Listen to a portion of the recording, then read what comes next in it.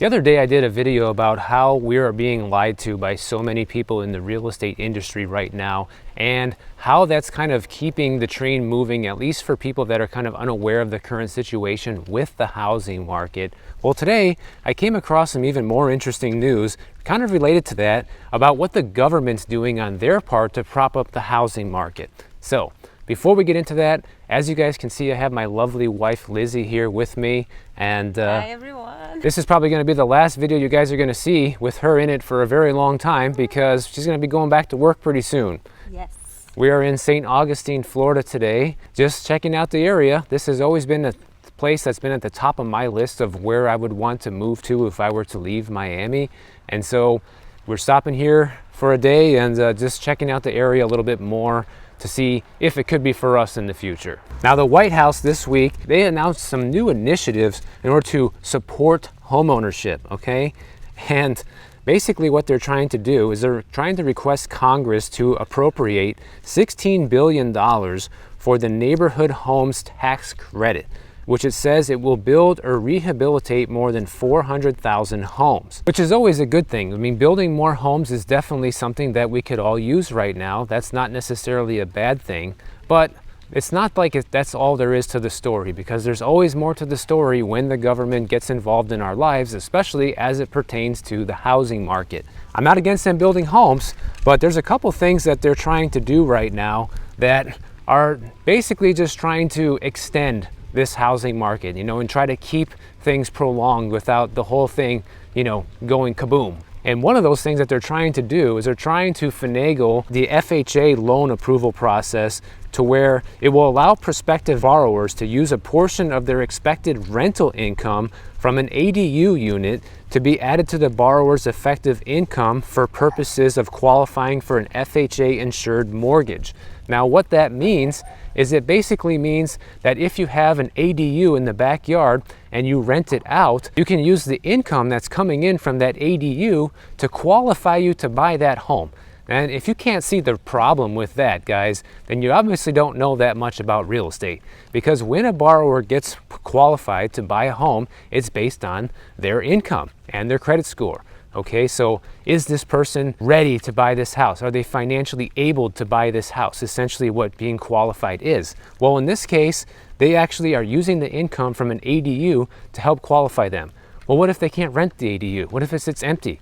Are they going to go into foreclosure? Because they might not be able to make the payment. See the problem here? Well, look what we have here. Another open door loser. We have a 3-bedroom, 2-bath house listed at $411,000. Open Door is still trying to flip homes. They just bought this place in August for $356,000, listed in September for $420,000, already done 2 price cuts. Now it's down to $411,000. My guess, they're probably going to lose money on this one. Although the good thing about this, at least the property taxes are still low at $2,000 a year. But don't count on that being the new buyer if you're going to be the sucker paying the $411,000 to Open Door for this house. Because here's the problem, guys. Let's say your house payment is $2,000 a month. In order for you to make that payment, you make $4,000 a month. Well, that's already 50% of your gross income, right? So that's not really good when it comes to getting approved for a mortgage, even though you'd probably get it under these circumstances.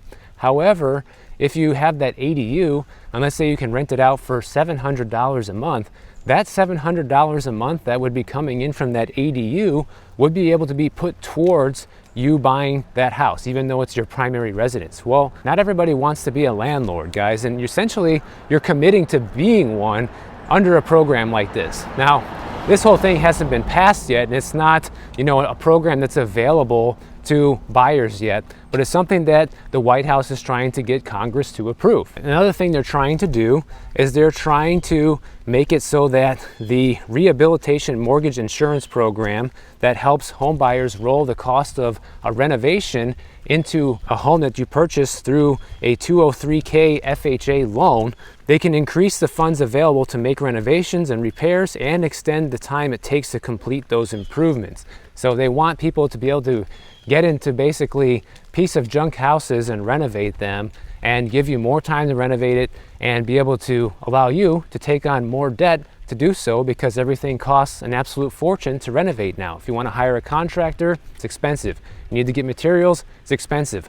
Labor costs through the roof, especially with how many people are not coming into the construction trades these days, and the shortage of workers essentially. So renovating or building anything right now is extremely expensive due to that. And so they're trying to make it so you, the home borrower, can go into further debt in order to be able to buy one of these piece of crap houses like we looked at yesterday in Macon, Georgia for 76 grand.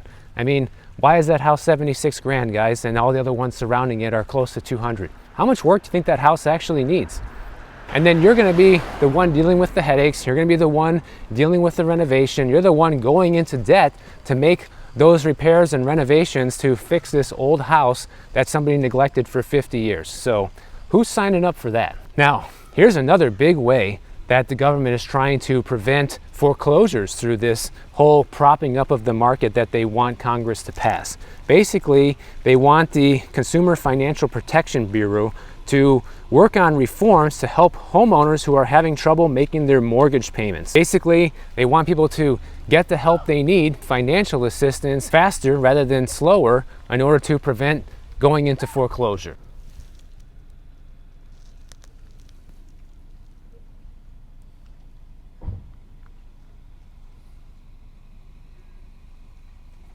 And they're also trying to put a similar program into place for VA loans and people who have a VA loan that are behind on their mortgage right now to help them avoid going into foreclosure. So basically what they're trying to do is they're doing two things. Number one, they're trying to help the mortgage industry a little bit and get more people to be able to buy homes with these different FHA programs that allow you to do a renovation and giving more people access to being able to qualify because their income's not really high enough. But if you have an ADU in the backyard, now all of a sudden it is high enough. Different little games like that prop up the market. That, along with the fact that they want to prevent foreclosures, which is just what they did during the pandemic, right? They made it so that people didn't go into foreclosure. And that's why we're seeing this huge uptick in foreclosures right now.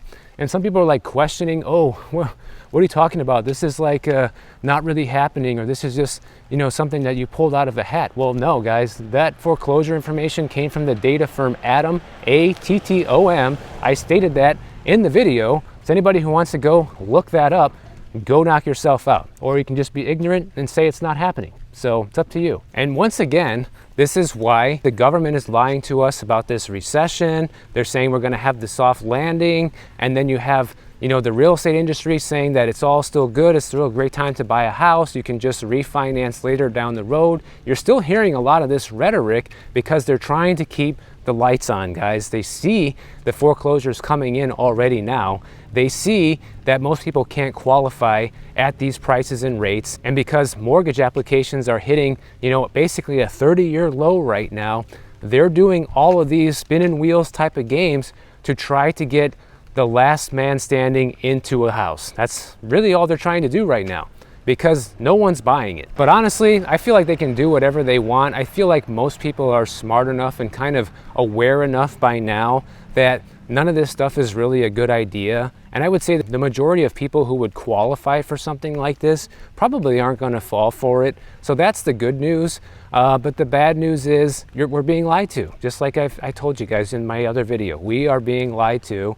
And I'm here trying to make sure that people don't fall for it. So now that I'm back in Florida, let's talk about Florida a little bit. Well, I have some insurance information, a little bit of an update for you guys, because this is the biggest problem that we're all facing here as Florida residents. And, earlier this year, Farmers Insurance said that they're not going to be writing any new policies in Florida. They also put a non-renewal on 100,000 policies here in Florida as well. So they dropped a bunch of people along with it. Over this past week, Slide Insurance, this is a really new up-and-coming insurance company here in Florida that's taking on a lot of new policies. They actually acquired the rights to renew 86,000 of the former Farmers Florida insurance policies, but not renters insurance, auto, or umbrella policies, only homeowners insurance. And these renewals will begin starting in February of 2024. And earlier this year, Slide actually acquired 91,000 policies from a company called UPC Insurance. That's a company that decided to leave Florida altogether. And on top of that, they also acquired 147,000 policies from St. John's Insurance Company when they went out of business. So these guys have really been on the rise and taking on a bunch of old policies that, you know, none of these other insurance companies want anymore. And before you ask, like, well, how are they doing that, or why are they doing it? Well, there's a couple things to look at here. Number one, I've seen some of the quotes that Slide Insurance has given to people that you guys have sent me, and sometimes they're astronomical, sometimes double or triple of what the old policy used to be. So it's like, yeah, we'll renew you, but for double or triple what it used to cost. But the other main reason that Slide is able to do this right now is because, unlike all these old insurance carriers that have gone out of business and gone into receivership, they're not burdened by the litigation system that plagued all these other companies. I mean, that's what put a lot of them out of business. Too many lawsuits, and they just decided we're done, guys. We can't afford to pay anymore. All these legal fees are basically put them all out of business. And so Slide doesn't have that problem, and that's another reason they're able to take on so many of these new policies, that, along with the fact that they have supposedly some state-of-the-art data and market-leading underwriting technology and predictive analytics. And we kind of talked about this before, and basically they're using algorithms, they're using software to kind of predict what they think is going to happen in the future with storms and risk and flooding, wind damage, and all these different things. And they're basing their rates on that, based on what a computer says might happen in the future. And on top of everything else, they're also looking to take about 250,000 citizens' insurance policies. So Slide is quickly becoming, you know, one of the bigger insurance companies here in Florida. Right now, according to this story, they're about the 12th largest insurance company here in the state. So I'm sure a lot of people that have been dropped from other insurances in the past might actually have a chance to get a policy with Slide. Whether or not it's going to be a good deal or something that you would actually take, I don't know. But it looks like at least maybe some of these reforms are starting to work. But the reality is, guys, I mean, who's going to be interested in paying double or triple the insurance that they were paying a year or two ago? I know I wouldn't be. In fact, as we're out here browsing this neighborhood and stuff, you know, we came out here to just see what it's like out here and, you know, really walk through the area. And obviously this neighborhood's beautiful and all of that. First thing I would do, if I were looking at buying one of these houses, which I'm not, by the way, and just browsing, just looking, the first thing I would do is I'd be checking, well, how far above sea level is this area right here? What's the flood risk? How much is insurance going to cost before I even write an offer?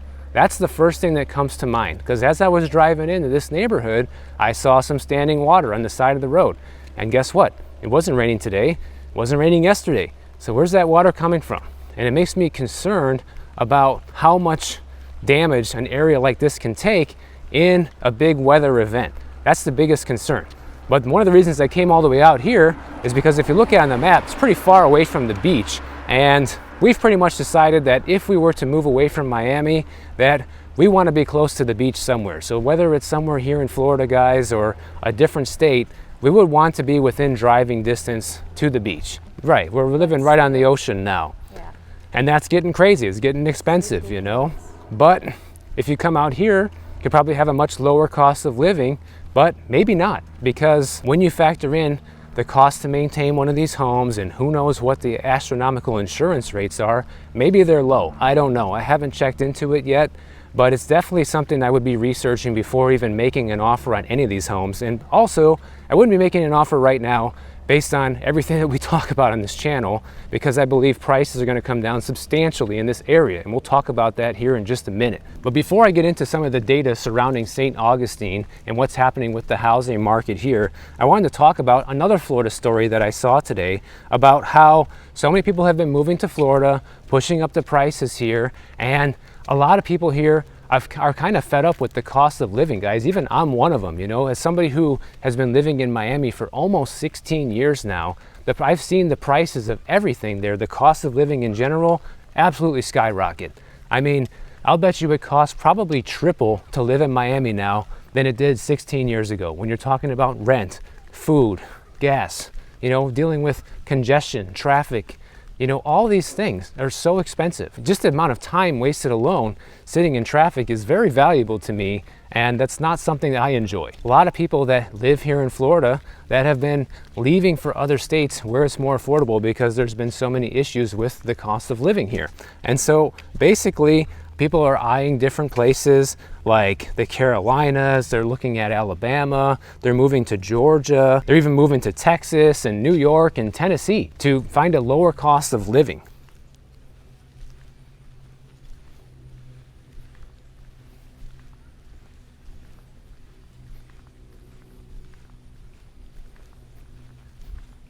Now, first of all, I don't blame people that are wanting to leave Florida for a lower cost of living, because especially as somebody that just drove across the country twice, you know, I drove once to California and then all the way back here to Florida and took a different route both times, stopped in different places along the way.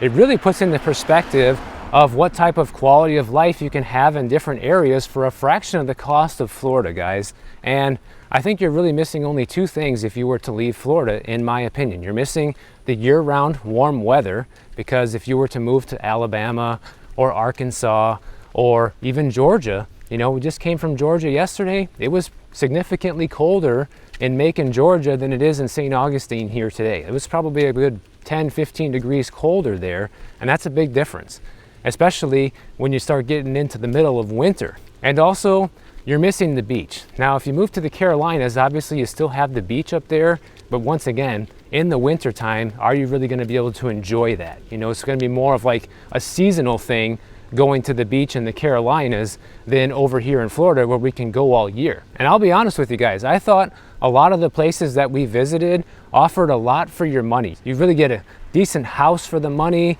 The neighborhoods are quiet and safe, kind of like this, only just a lot cheaper. You also have many amenities nearby, lots of restaurants and shopping and different things like that. And you could live a nice life in these different states at a fraction of the cost of what it would cost you to live here in Florida. And personally, after all the states that I've been through on this road trip, you know, if I were to move from Florida to one of these states, I would consider Alabama and I would consider Arkansas. Those were kind of like my two favorites. I felt like the quality of life and the standard of living there is much higher than people probably imagine that it is. And it comes at a fraction of the cost as being here in Florida, especially with property taxes, guys. Like, you guys saw my videos on how low the property taxes are there. It is just a joke compared to somewhere like here in Florida, especially Arkansas. I mean, it's just so low. I personally haven't really spent enough time in the Carolinas to decide if I would ever want to move to one of those areas. And I know that they have the beach, but once again, you know, it's kind of cold in the wintertime up there. I'll bet you even North Carolina probably even gets snow in the winter. So probably forget about going to the beach up there all year round. And that kind of stuff's important to us. I've been to Charleston, South Carolina. We spent like a weekend over there before. Honestly, didn't really care for the area, guys. Everything's very old. You know, it just wasn't for me. I don't know. You get a vibe with places, right? Like, you get the feeling pretty quickly if it's somewhere you would want to live or not. Like, I can already tell you, even though this neighborhood we're walking through is nice, I wouldn't want to live here. It seems kind of too far out, away from too many amenities, and it's an HOA, so I don't want anybody telling me what to do. And I don't think you get enough bang for your buck here. You know, a lot of these houses, like $450,000, $500,000 for, you know, these smaller houses that are right next to each other. I feel like I already have that in Miami. You know, it's just a little bit quieter and cooler. So speaking of St. Augustine, let's talk about what's happening with the market here. Now, this is one of those areas, just like a lot of places in Florida, that absolutely exploded during the pandemic. And as of right now, the median home price here is $448,000, and that's up 4.8% year over year. However, if you were to just go back 1 month, the home prices were actually down about 6% year over year, because there was this small little uptick in prices in the September Redfin data for 2023. But I expect that's going to be a very temporary bump now that we're moving into fall, and you're likely to see the home prices return to being negative again, once again, year over year as we move into winter. So basically, homes here are about $150,000 more expensive than they were pre-pandemic. If you go back to October of 2019, 4 years ago, homes cost $150,000 less. So it got significantly more expensive. And this is a place that I've been to even before then, and always thought was kind of a cool place to live. And apparently a lot of other people thought the same. Maybe they all saw my video back then of the best places to live in Florida. That was always at the top of my list. And the best places to escape Florida. Yeah, right. That was always what I thought about. You know, after being through a hurricane myself, I'm thinking like, man, if you ever need to evacuate, it's really hard to get out. And if you live over here, you can just drive an hour to the state line of Georgia and be completely out of harm's way pretty easily. Versus down in Miami, we're completely stuck, guys. When we had to go through Hurricane Irma back in 2017, evacuation wasn't an option. The highways were gridlocked, gas stations were out of gas, and there was basically no escape unless you left 4 or 5 days in advance at least. If you tried to leave at the last minute, you were stuck. But anyhow, back to St. Augustine. The inventory situation here has been creeping back up. It's nowhere near where it was during the pre-pandemic, but the days on market is also starting to creep back up, which is starting to show some cracks in the housing market here that it looks like it's going to be game over pretty soon, especially with last month being that home prices were down 6% year over year. This should still be on paper a relatively strong market, but it's not. And the reason for that is because of how overvalued it is and how much income people need to spend to purchase these homes, okay? Right now, St. Augustine's estimated to be about 26% overvalued, and the house payments are running up to being 46% of a household's median income. So that's already basically the maximum of what any lender will approve you for a conventional loan, which means there's probably no more room for price growth here at all. We see other areas where house payment is 70% of median income and it still keeps going up. But is that possible? Could that happen? Sure. But it looks like it's not happening here, considering things are already starting to move in the downward trend. Here we have another house in the same neighborhood. It's actually under contract. It's also 3-bedroom, 2-bath, bigger than the other house, and they were asking $450,000. Sold it pretty quick actually.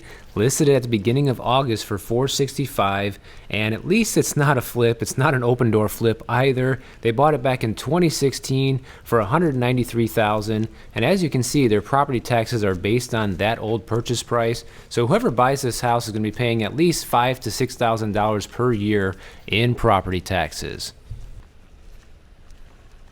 I suspect that as the housing crash gets into full swing and the economy goes into a full-on recession, that's when you're really going to see this area start to come down, because you're already seeing the cracks form here, even in a relatively low inventory situation, even where the amount of homes being sold is still up year over year. So on paper, St. Augustine looks to be a strong market, but even under those strong conditions, the market here is starting to show signs of weakness. So I always ask the same question here. What's going to happen when inventory returns back to its normal level? What happens when there's job losses? What happens when we have a recession for 2 years and people can't get new jobs or can't come up with the money to pay these bills? Some people say the dumbest things, and one of the dumb things I've heard recently is that, oh, nobody's going to let go of the 3% mortgage. They're going to do whatever they can to make that payment. Oh, really? So you're telling me somebody who lost a job and has no savings and living paycheck to paycheck is going to do whatever they can to make that 3% mortgage payment? I don't think so, guys. And that's why you're starting to see the foreclosures start to go through the roof right now, back to pre-pandemic levels. So be ready for that. Look this stuff up for yourself if you don't believe me, because it's all actually happening. And if you guys enjoyed this video, make sure you subscribe to the channel. And if you don't want to wait for my next video to come out, check out this one on the screen right over here, and I'll see you back in Miami.